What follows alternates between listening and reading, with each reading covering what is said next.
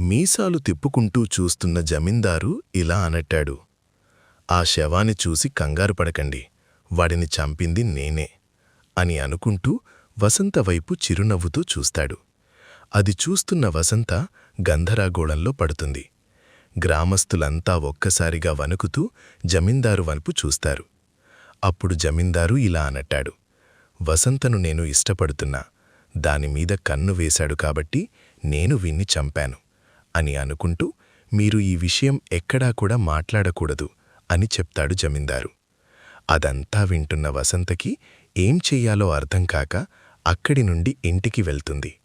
ఇంట్లో ఒక మూలకు కూర్చుని ఏడుస్తుంది వసంత. కొంత సమయం తరువాత వసంత వాళ్ల నాన్న వసంత దగ్గరకు వచ్చి ఇలా అంటాడు. బిడ్డా, నువ్వు ఏడువాకు.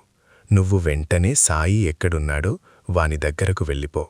జమీందారు వాని ఒక్కనికే భయపడతాడు. ఎందుకు అంటే సాయిగాడు జమీందారు రెండో భార్య కొడుకు. ఈ విషయం ఊరిలో తెలియకుండా గుట్టుగా ఉంచాడు.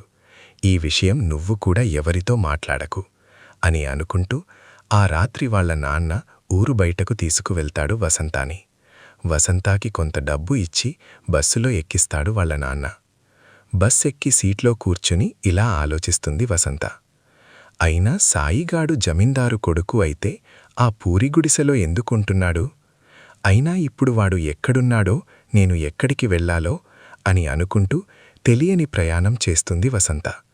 కొంత సమయం తరువాత నిద్రలోకి జారుకుంటుంది వసంత.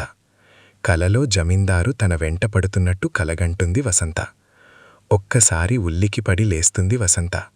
లేచి చూసేసరికి పట్టణం కనిపిస్తుంది. ఆ పట్టణం దిగుతుంది వసంత. రోడ్డు మీద నడుచుకుంటూ వెళ్తుంది వసంత. వెనుకాల నుండి ఎవరో వస్తారు. వచ్చి గట్టిగా పట్టుకుంటారు. ఎవరో కాదు, తన చిన్ననాటి స్నేహితురాలు కుమారి. వసంత తనను చూస్తూ చాలా ఆనందపడుతుంది. కుమారి తన వెంట తీసుకుపోతుంది రూమ్కి. అలా ఇద్దరూ కూర్చుని మాట్లాడుకుంటారు. వసంత ఇలా అడుగుతుంది. నన్ను ఎలా గుర్తుపట్టావే అని అంటుండగా కుమారి ఇలా చెప్పుతుంది. మీ నాన్న నాకు కాల్ చేసి చెప్పాడు నువ్వు పట్టణం వస్తున్నట్టు అని అంటుంది. వసంత దిగాలు ఉంటుంది. కుమారి ఇలా అడుగుతుంది.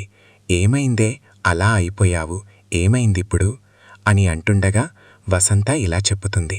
నేను ఇక్కడికి వచ్చింది సాయిగాని కోసం, వాడెక్కడున్నాడో అని అంటుంది. కుమారి ఇలా అంటుంది నవ్వుకుంటూ. అయినా వాడు ఇక్కడెందుకుంటాడే, మీ నాన్న చెప్పలేదా వాడెక్కడున్నాడో అనే మాటలు విని షాక్ అవుతుంది వసంత.